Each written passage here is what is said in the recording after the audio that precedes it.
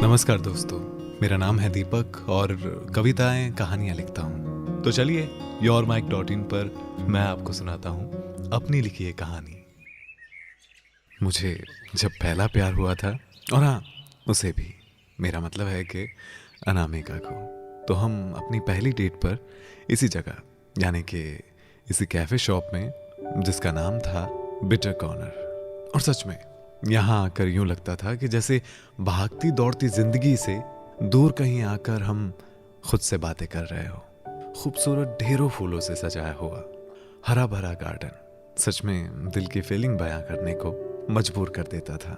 यहीं इसी cafe shop में सदाबहार पुराने गानों की या फिर गजलों की धीमी धीमी आवाज अक्सर माहौल को खुशनुमा बना देती थी। वैसे मुझे मालूम नहीं था कि ये जगह इतनी खूबसूरत है और इतनी रोमानी। अनामिका ही तो मुझे यहाँ लेकर आई थी। और हाँ, यहीं पर तो हमने पहली बार एक दूसरे को जाना था।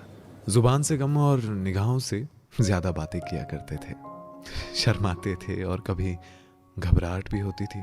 और ये वो वक्त था, ये वो जमाना था जब स्मार्टफोन नहीं हुआ करते थे। सिंपल सा एक फोन होता था जिसमें मैसेज का एक ऑप्शन होता था, लेकिन हम दोनों खत लिखना ज्यादा प्रेफर करते थे।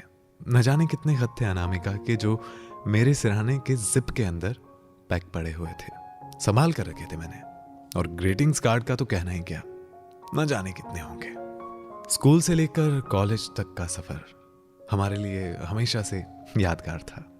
स्कूल से जब मैं छुट्टी पर होता तो हमने एक दूसरे से होमवर्क पूछा करते थे, और कई बार मैं उसे अपना होमवर्क करने के लिए देता था। और सच बता रहा हूं कि कई बार मुझे मैथ्स के टीचर से अनामिका ने बचाया था, लेकिन उसे अच्छा भी नहीं लगता था कि मैथ के पीरियड में मार पड़े, इसीलिए मुझे बचाती थी। फिर ऐसे ही हम स्कूल से कॉलेज को चल पड़े, और तब हम दोनों को मालूम हुआ कि दिल कैसे धड़कते हैं और हमें कैसे पता चलता है कि हम कितने खूबसूरत हैं।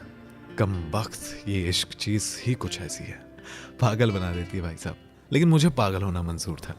बारिशों से सख्त नफरत थी मुझे। बरसात का मौसम तो मेरे लिए जैसे एक तरह से राक्षसी होता था, लेकिन उसके साथ भीगना भी सीख गया। ऐसे ही कॉलेज के दिन बीतते गए। भोर में अक्सर बिटर कॉर्नर में एक दूसरे से मिला करते थे, लेकिन धीरे धीरे ये मुलाकातें मुकम्मल नहीं हो पा रही थी। हमारे घर के बुजुर्ग हमारी चिंता कर रहे थे, हमारे फ्यूचर को लेकर और हमारी शादी को लेकर। ऐसा ही कुछ था, और इसीलिए हम दोनों का दूर होना तय हो गया। पापा ने मुझे जबरन मेरे शहर से बहुत दूर भेज दिया। जिंदगी में पहली बार फूट फूट कर रोया था। बीते हुए पलों को याद करते हुए, उन्हें सहेजते हुए, इस शहर से मैं उस शहर को चला गया। उसके लिखे पुराने खतों को सहेजा और निकल पड़ा। उसके लिखे इन खतों में उसके होने का एहसास हमेशा मेरे आसपास रहता। जब भी उसकी याद आती तो इन खतों को पढ़ने लगता। दिल की धड़कनें जैसे रुकने का नाम ही नहीं लेती। प्यार करना मैंने उससे सीखा था, और मशीन बनना मैंने इस जमाने से सीख लिया। सुबह बेमकसद सी होती और शाम बोझिल सी होती। रात कश्मकश में ही कट जाती। क्या फायदा ऐसे पैसों का? क्या करूंगा? क्या ये पैसे उस प्यार को खरीद सकते हैं जो मुझे अनामिका से मिला था? क्या ये उस एहसास को खरीद सकते हैं जो हम दोनों के दरमियान थी? ऑफ कोर्स नहीं। उम्र जैसे बढ़ती जा रही है, जमाना हो गया अनामिका को ना देखे हुए। न जाने कैसी होगी। तो दोस्तों, ये थी मेरी छोटी सी कहानी।